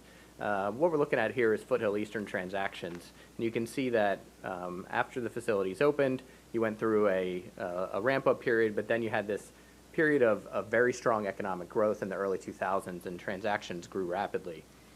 Obviously, the Great Recession had a significant impact on both facilities, and you can see that you had about a 3-year period where transactions were actually decreasing on the facility. But, you know, the good news is that following a slow period of growth as we came out of the recession and economic growth was a little stagnant, the growth we've seen in the last 3 years has actually exceeded the growth trends that we saw back in the early 2000s when the economy was again in an expansion part of the cycle.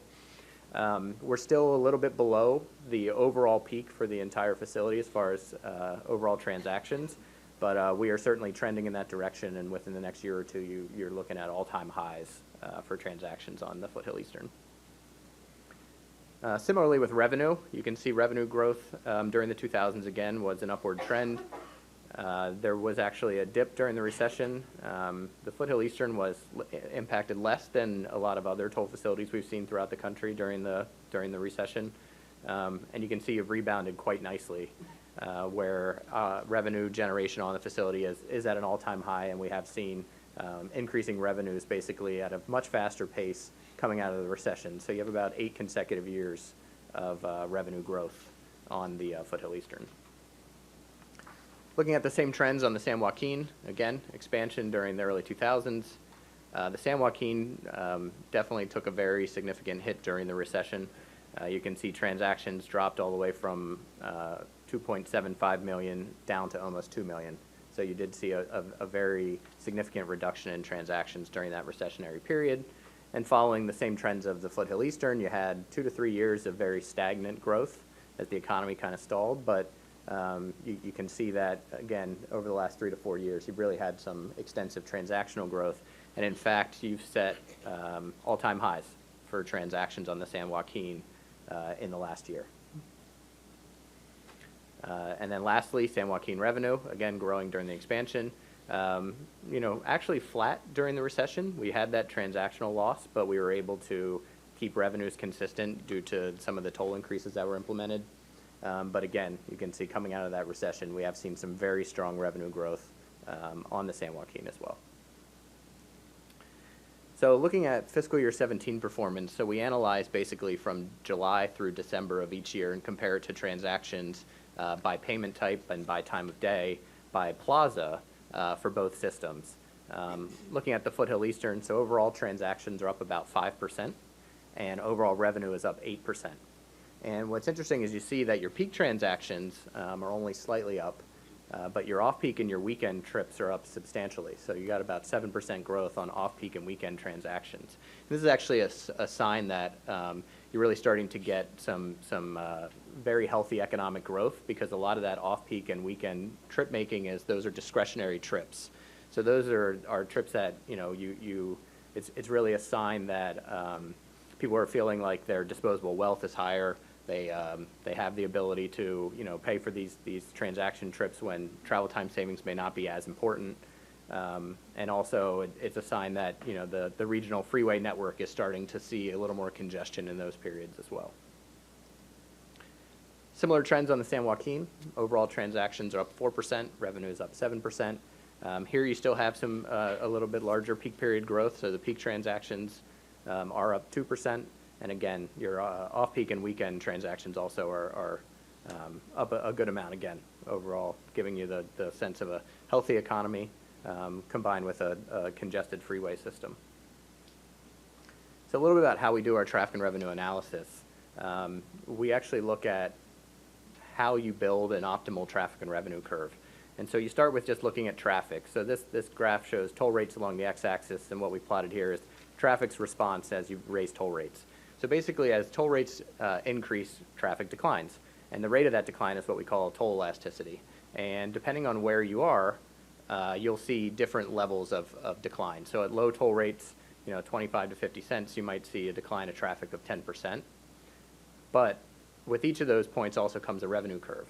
So you end up seeing a shape of traffic versus revenue that looks like this, where the revenue curve over time obviously increases as your traffic decline, as your traffic declines with raising toll rates. So at the low end of the revenue curve, you almost get this linear increase in revenue, where the difference between paying a quarter and paying 50 cents is small to people, so their response to that is muted. But obviously, as you start to increase rates higher and higher, you're going to start pushing a larger percentage of traffic off your facilities, and your revenue growth is actually going to start to slow, and that curve flattens. And there's actually a point which we call the revenue maximization point, where at a certain toll rate, if you go higher than that, you're actually pushing more traffic off of your facility than you're gaining in revenue. So you want to stay always to the left of that revenue maximization point on your facility, because at some point, if you go over that curve, every toll increase is actually going to lead to less revenue generation for the agency. So what we actually do is we highlight where that maximum revenue point is, but we actually look at optimal tolls, which we approximate is about 10 to 15% below that revenue max point. So you are not pushing the envelope as far as revenue generation, and you're creating a nice balance between transactional growth and revenue generation for the facilities. So lastly, I want to highlight a little bit on some economic indicators we track to give you a sense of the health of the economy in Orange County. Looking at population density over the last 3 years coming out of the recession. So these charts just highlight the shaded areas are where population density has started to increase. So you can see between the two maps that in the downtown Orange County area, you've got some increased density. And there's some significant housing developments that are being planned right in the vicinities of the toll roads that are help driving transactional growth as well. Same thing on the employment side. You can see particularly one area to highlight is right around the El Toro Y. Over the last couple of years, there's been a lot of employment densification there. And again, you have a lot of trips, particularly on the Foothill Eastern, that are coming to those employment centers in Orange County. So that density helps drive some of your transactional growth as well. I find this slide to be very fascinating. So this is vehicle miles of travel, and the top left shows nationally the historic trend since 1970 of vehicle miles of travel, and then the bottom right compares the national trend to the trend in California as a state. And I remember standing here 3 or 4 years ago when we were right in that area where vehicle miles of travel had been flat, and we had a 40-year history of it growing at 2% like clockwork, and suddenly it was flat, and there was a lot of conversation of nobody wants to drive anymore. Everybody's going to live in cities. People want to take transit. It's, millennials don't want to buy cars. And what's interesting is you look at the last 2 years, and well, we started growing again. And now you see a lot of articles around the love affair with the car is back. People want to keep driving. And so it's interesting. I mean, my personal view is that the economy, the stagnant growth coming out of the recession was a much more significant impact on that vehicle miles of travel. And now, we're starting to see the data that suggests that, that really was part of that flat trend. And even more impressive is in that bottom right, comparing the national growth to the California growth. And you can see the blue line is California's VMT. And the growth rate basically over the last 3 to 4 years has been enormous, to the point that basically in the last 10 years, vehicle miles of travel in California has gone up about 15%. So heavily congested freeway network already, becoming more and more congested. Gas prices have a factor. LA gas in blue, the national average gas price in green. So LA is always a little bit higher, but you can see we've had, after that inflated gas price situation in the early 2010s, we have come down a little bit and we've kind of stabilized. You can see gas is now consistently around where it was in 2006, 2010, and we think that's helping, some of the short-term travel increases we're seeing is the sustained lower gas prices. Employment is up across the board. We're showing 5 major metro areas in California here, and you can see essentially since bottoming out in 2010, we've seen large increases across the board. Los Angeles County, Orange County, Inland Empire, all at all-time highs as far as overall employment. Housing prices, again, showing Orange, Los Angeles, and Riverside County. So, the value of your house makes your net worth go up, makes you feel your disposable income is higher, can, influence your decision to take a toll road. You can see since the housing crisis and the bottoming out of housing prices, we've returned and in most cases have now exceeded the highs that we had back in 2007. And then finally, building housing. So housing permits, the red bars are Orange County, the green is Riverside County, the blue is LA County. The different shadings are basically single-family units versus multifamily units. And you can see, again, after that slow growth period, 2008 to 2011, since 2012 through 2016, we've had substantial housing permit growth in both Orange and LA counties. Riverside County data was not yet finalized for 2016. But the other thing to note is that there's a larger portion of multifamily units that are being constructed as part of these projects. So that density is really filling in. There's not a lot of developable land left in some of these counties, but density is becoming a higher focus, and so that's also helping generate additional trips throughout the network. So in conclusion, economic growth continues to be strong. It is pushing transaction and revenue growth. We're starting to see that growth spread into the off-peak and weekends, which is a strong indicator of the economy. We are going to take a look at peak period traffic on the Foothill Eastern because the growth was muted there in comparison to some of the other locations, so we do want to take a look at that. And we're going to monitor things, gas prices, employment, housing, to see if we're seeing any trends that could impact future performance. One thing that I think is certainly interesting to watch is in 11 days, the Riverside County's 91 Express Lane project is supposed to open. The final 91 CIP will be later in spring, summer, but with the widening of that corridor and the introduction of those express lanes, there could be a larger influx of traffic coming through that corridor, which could have an impact on 241 usage, particularly around Windy Ridge. So it's definitely something we want to keep an eye on and look at upcoming trends to see if we see a little bump in Foothill Eastern traffic due to that project. I have one comment. Mm-hmm. Great report. Can I get a copy PDF of that? Sure. Yeah, no problem. Thank you. And with that, I'll pass to Amy to talk about the toll rate recommendation process. Good morning, Amy Potter, Chief Financial Officer. So the toll rate recommendation process is a component of our annual budget process, and so staff works with our consultant to review the results of the prior year adjustments to tolls on both transactions and revenues. And so we start the process then by developing what we call a baseline.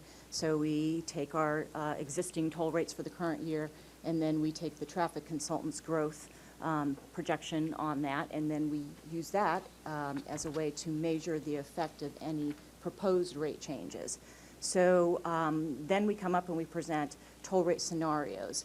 And so this year what we are recommending is that we analyze and present to you one scenario, which is our standard average inflationary increase of 2% at all toll points.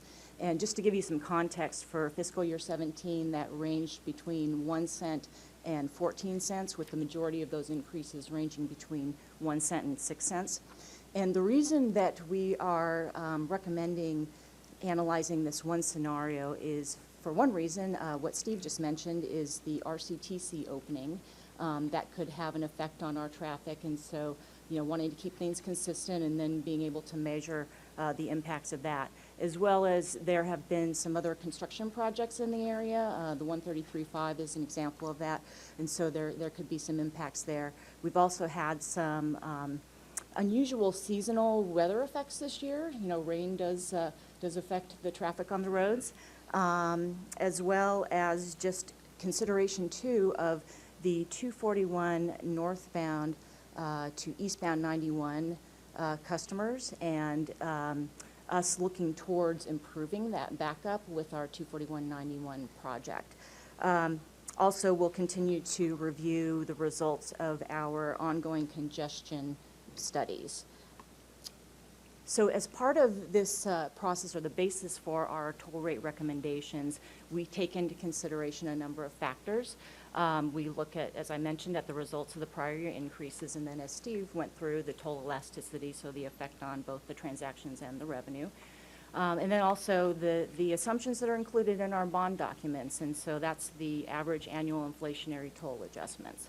We also look at economic factors, and it's much easier to be able to implement those toll increases during good economic times, or sometimes during a downturn we might determine that it might not have the same effect. Also building our cash reserves and working towards a credit rating upgrade strategy. And then also just small annual increases as opposed to larger infrequent lump sum increases.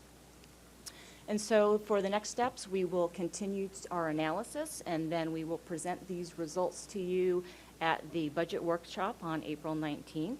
We will then from there include those recommendations in the budget that gets proposed that will be presented to you May 24th at the Joint Operations and Finance Committee, and then brought forth to the board meetings in June 8th for the final approval of the budget. And so that concludes our report, and all three of us are available for questions. So are there questions from anyone? Any directors have any questions? I have but one from Mr. Abershane, and that is the presentation where you said that during peak hours on the foothill, it's flat. How much of that comes from the backup, trying to get back onto the 91? Yeah, that's certainly something that we're looking at, and part of the analysis does look directionally at that peak traffic, and we are seeing a larger impact northbound in the afternoon at Windy Ridge than we are southbound in the morning as a comparison. So that does factor into the analysis. We don't quite know exactly what that impact is just yet. We do know one of the things that is driving, certainly in the recent data that we've seen, is the impact on the Ortega Highway, closures or capacity reductions. We've certainly seen, because we also track the 91 express lanes, we've seen some real spikes in demand through that corridor in general. So obviously that's having a negative impact on that northbound to eastbound move through Windy Ridge as well. So it's certainly something that we will be reviewing in the near term and incorporating into the analysis that we present at the budget workshops. Mm-hmm. Thank you. I'd forgotten about the Ortega closing as well. Yeah. Director Moreno, did you have one question? I do. Just thank you for the report and reviewing the data for the foothill eastern corridor. I'm looking at the data on non-pursuable transactions. It seems to be increasing from last February. And seems to be quite a loss of revenue there. So what 90% of the transactions we're able to do through Fast Track or One Toll Pay. So is that about average, the 10% with other agencies as well, the 10% we're not able to recoup? Yeah, and so what we forecast is the gross potential revenue. So we basically assume everyone pays, right, and then the analysis of the gross to net revenue is done internally. But when you ask about the leakage percentage as compared to other facilities, that is actually about 10% is a very reasonable benchmark. It's actually, there's a few facilities that are in the New York City area, as an example, where they have 10% of their transactions are not transponder, and of that 10%, they actually can't recover 30%. So 3% overall, but 30% of the 10%. So I think that it's a, very reasonable benchmark in comparison to what we've seen throughout the country. Okay. I would just add that the majority of that is new vehicles without license plates. And we were successful this year in getting legislation passed at the state level, which will go into effect 2019, requiring temporary license plates on all vehicles, and that will help with that issue. That was actually my next question. It says that it's bad plates or bad image. No plate or bad image, and I want to know what the percentage breakdown was of that. It's approximately 90% no plate. No plate, okay. Thank you. Director Murphy? Thank you. I was just going to throw some anecdotal evidence to your earlier question. I know Director Spitzer and I hear regularly from the area that is actually a pet crew getting off of Chapman Avenue, going around through San Diego, and either heading towards Park Acres or Cannon, back up around Serrano out to Hurricane. And the rates there are substantial on that route recently, dramatically, since the working on the Riverside Freeway. So it's just another sort of indicator, not very as scientific as what was presented, but another piece of the puzzle, if you will, for traffic. Thank you. Any other directors?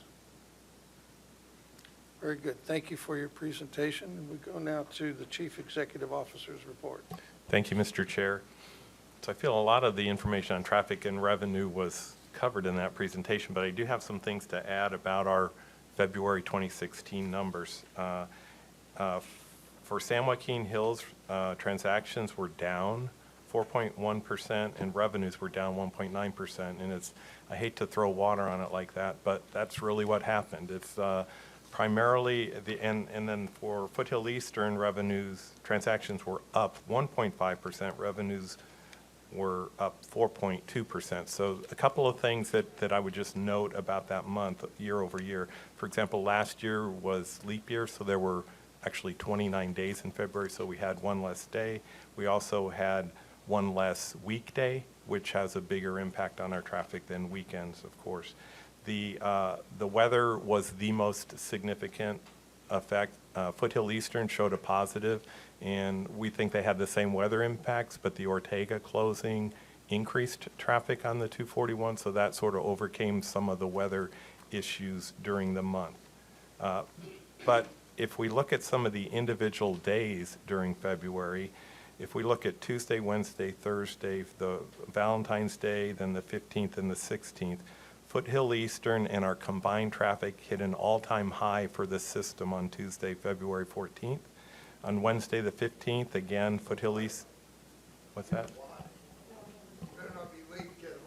That's right. Halloween and Valentine's Day, yes, those are big traffic days for us. And then on Thursday, the 16th, Foothill Eastern, San Joaquin Hills, and combined traffic set an all-time high for Thursday. So, amongst the wet news that had an impact on our traffic, I think the health of the system, indicated by hitting some record weekdays, was significant for our traffic in the month. Let's see, moving along. One of the things, you have an envelope at each of your seats there, and it's a short memo from NOSMN, something I'm certain you're all dealing with your cities and at the county regarding the recent court decision over private emails and private devices. So what this is an opportunity for you to communicate back to us any preferences you have in how this agency communicates to you, if you want to take that into consideration in what you're putting in place personally or with your cities or the county in terms of responding to that recent ruling.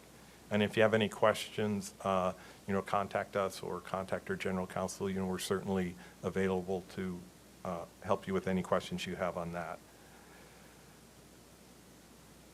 The RCTC, we talked about the 91 lanes opening. So RCTC has a dedication ceremony that's scheduled for Friday, March 31st, which we as an agency have gotten an invitation to, and by extension, any of our directors. So if you need information on that event or how to RSVP for that event, please contact me, or I'll put this information in my weekly report and you can respond directly. But that certainly a significant event that we're all excited about, tremendous for regional mobility and for our partnership with our other agencies, RCTC and OCTA. It's a really great event.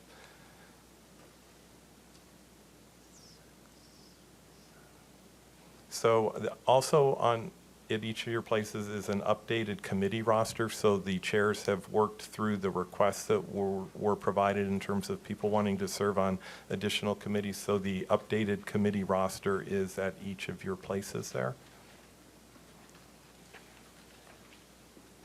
So just real quickly, in terms of when we completed the settlement agreement, this would be for the our settlement agreement with the environmental groups. One of the elements of that settlement agreement was what we termed a triggering event that we had to achieve in terms of obtaining one of 5 different options for proceeding with the construction of Oso Bridge and Gap. And so one of those was to complete an administrative agreement between Caltrans, the Department of Natural Resources, the Save San Onofre Coalition, and TCA.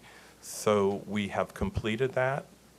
Each party has signed that agreement, so that will be final. And this is really exciting because now this allows us to move forward with the construction of Oso Bridge and Gap. So we're very excited about that, and more information to come on that. Also, one of the things that I did in the last month is I've reached out to the city of San Clemente and asked if there was a desire to be briefed on some of the things going on with this agency as it relates to our South County mobility efforts, the settlement agreement, the ascertainment study. So I was able to brief Council Member Steve Schwartz. I also had a briefing with Mayor Pro Tem Tim Brown and Chris Ham. We're very good meeting where we were able to share information about things that are happening. Extremely important for this agency as we move into the formal environmental process related to South County mobility, that we maintain the dialogue that has been our hallmark of the last 2 years of this process that has gotten us to that point. So I was very appreciative of their time in meeting with us and providing them information about where we're at, what the process is as we go forward. In regards to that, we were helped host the OCBC annual dinner, and as part of that, we prepared a video, and so I would like to share that at this time with the board and our guests today.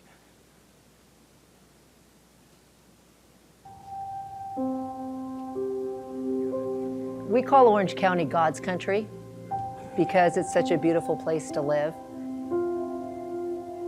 I grew up in Orange County. My parents moved here in 1965 when I was very young, and I've spent my entire life here. I grew up going to the beach at Huntington Beach, body surfing and boogie boarding, so this place means something to me. I'm a 45-year resident of Orange County. Moved here when I was 19 and I never looked back. You feel like you just couldn't live in a better place. I remember when the 73 was being built. Marion Bergeson, who's been an icon in Orange County, sat next to me on the bus. And I remember us traveling on the 73 before it was paved and talking about what the future it was going to bring. It gives people the option to take the toll road versus the freeway and be able to get to their destination a lot faster. And in Orange County, time is money. When the state of California decided it was no longer going to fund new highways, we had to find ways to fund our own infrastructure, our own transportation. Today, again, we're faced with new mobility challenges. Over the course of the next several decades, our population is projected to grow by another 500,000 people. I have seen Orange County really grow, and what we need is an infrastructure in order to support that growth. When a person is working all day and they want to get home to their family, time is precious, and they want to get there as fast as they can. Well, when I started, it was very contentious between the environmental groups and the agency. Our group's actually been opposing a particular route of Foothill South for getting on 20 years. For a very long time, the TCA became so focused on their model that it was hard for them to see other ways to be creative. Things were very combative. There was a lot of bad blood, a lot of history between the coalition on one hand and the toll road agency on the other. We had almost 4,000 people show up to stop this toll road, and that has never happened in the state of California. There was a lot of built-up animosity and distrust. It really took a reset of everything to be able to even go down the road of trying to solve this dispute. The process started in credit to the TCA. They came to our coalition and said, we want to know what you think should happen. TCA reached out to the coalition and indicated they wanted to try a different approach. They were genuine and they had solutions that they wanted to hear from us. We dropped our reticence and said, we'll sit down with you.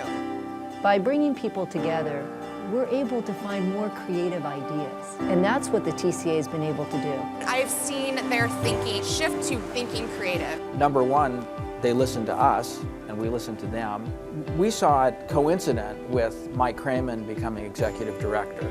I give a lot of credit to TCA to being open to trying to come at this from a different direction. You know, we get driven into our own camps. We become ideologically completely opposed to one another. That can be broken down. People move to Southern California because they want to enjoy the outdoors. I mean, we're outside people. This is where we live. There's a misconception that in order to build the road, you have to destroy the environment, and that is simply not the case. It is certainly possible to build infrastructure and preserve the natural environment. Every time we build more roads, we are also setting aside more land, thereby further protecting our environmentally sensitive habitats and endangered species. TCA committed to a pot of resources for the San Mateo Creek watershed. It's going to make a real difference. They have a green light from us. We will not oppose that, and we'll work with them also. It's truly a magnificent feat to have been part of this. It means a lot to be able to say that I helped protect something that's very important. We all feel like a weight is off our shoulders. It's gratifying. Our journey is about your destination.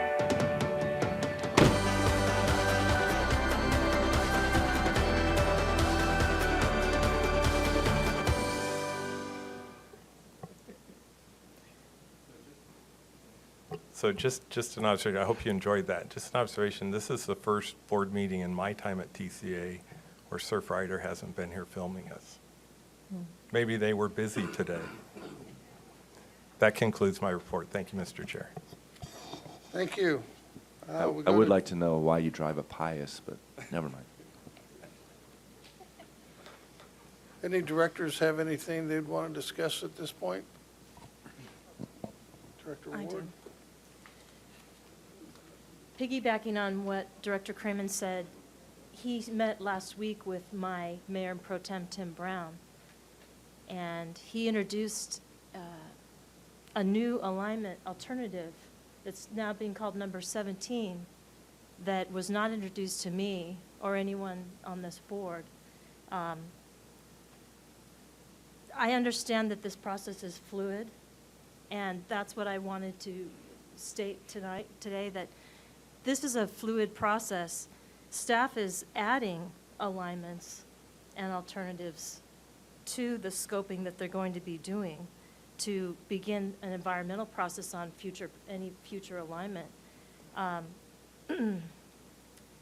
think this should come back and be presented to the board, all 17 alternatives, as they stand now, and that we should be briefed on them. We have a lot of new directors here. But because this is also fluid. Representing San Clemente, I want to ask that an additional alignment that I requested in the mobility meeting, that I was on the working group, a 73-241 I-5 connector, east-west connector, I want to make the request that that be added also, since this process is so fluid. It's a request I made before. It's the only alignment that was not put in this scope that us in the working group asked for. And I think if the North cities can ask for alignments in San Clemente should be able to ask for alignments that we feel would help Orange County transportation. That those should be studied in this. I think that's a great suggestion, and particularly because we do have a lot of new board members, bringing that and making a presentation to the board, I think is a great idea. Okay, but are you going to add the 73-241 No, I-5? number 9 is in there. It's number 9 on your playbook. Okay, bring that, okay, can this It'll- be at the next meeting? Because I understand time is Sure. of the essence here. I Well, also, it's a long process, but Right. yeah, we certainly don't want to, we want to keep everybody up to speed on everything that's happening, absolutely. that would be great. But I would like to know now, if it's possible, and I think the public needs to know, when the scoping session on this analysis is going to be, So- because of this added number 17. Sure. So the schedule that we presented in December showed that we were going into the project initiation document phase, which we expect to run through September. And so a report will come out of that, a project study report in the September timeframe. And then that will go into the, let's see, the notice of intent, notice of preparation would occur probably fourth quarter this year. And then that will move into purpose and need and project scoping, of which there will be a formal public hearing as part of that. Then we will move into an approximately 1-year period of technical studies associated with that, after which, so this is, now we're talking like 2019 is probably the beginning of the preparation of a draft environmental document at that point. So it's a very lengthy process, yes. You say 2019, but I think you told us earlier that that was going to be started. 2018. I thought it was going to be started in July. I mean. Yeah, so the contracts for that, but the process is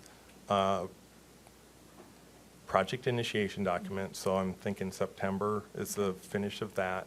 Then we go into notice of intent, notice of preparation, which is part of is the start of that process, purpose and need, project scoping, technical studies, draft environmental document, final environmental document. It's the whole process is 4 years or so. I understand that. The Mhm. project study report, when that comes out, is it going to come to this board? Yeah. It is not a document, the lead agency for that is Caltrans of that document. So we're supporting Caltrans in that effort, so it's actually a Caltrans document. It certainly will come as a public document to this board, but it's not something that comes to this board for approval, no. Okay, I'll make a request to Caltrans then, to be notified when that comes out. I think all stakeholders should be sent that notice. And so anyway, it is very fluid, but I just see a disconnect between the alternatives that we're looking at and what this board is voting on. You're voting on contractors going forward and environmental studies and all of that, but not really understanding what the projects are. And I understand people have been briefed, but I don't believe the new directors know that there is another 241 connector alternative.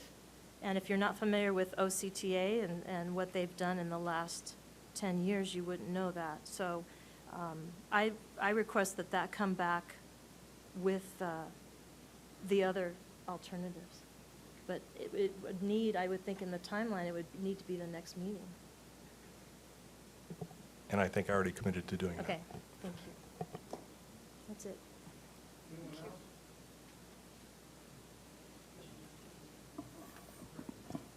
Yes, thank you. I just wanted to update the board on some storm damage that we've seen statewide and just some numbers as the legislature is talking about potential funding packages going forward. Just in this storm season statewide, we've seen a little over $650 million worth of storm damage this year. To put it into a little bit of context, on a normal annual basis, we usually see about 150 to 200 million in storm damage. So we're substantially higher this year, obviously, with the rains that we've seen. Orange County has fared a little bit better than most counties, although we didn't come out clean in all regards. Everybody is familiar with Ortega Highway closure and some other minor projects that we've had. On another note, our headquarters in Orange County, Caltrans headquarters, Orange County, has officially moved into a new location at 1750 East 4th Street in Santa Ana, and we'll be hosting an open house next Monday between 4 and 6, and Caltrans Director Doherty will be there, along with other deputies from our Sacramento office. So you're all welcome to join us. I believe all of you should have already received an invite. And lastly, I'd like to close with just reiterating how proud I am of TCA and the Environmental Coalition coming together to settle out litigation on the 241. And the state is very pleased to have worked on our part to execute and sign the protective agreement to move forward with that triggering event, to allow all of the partnering agencies and the coalition to move forward with Oso Bridge, a project that I've articulated to this board on several occasions is needed for safety reasons and for mobility reasons. So very pleased with the leadership that TCA has shown and the leadership in this board getting to this point. I want to thank all of you for your effort in that.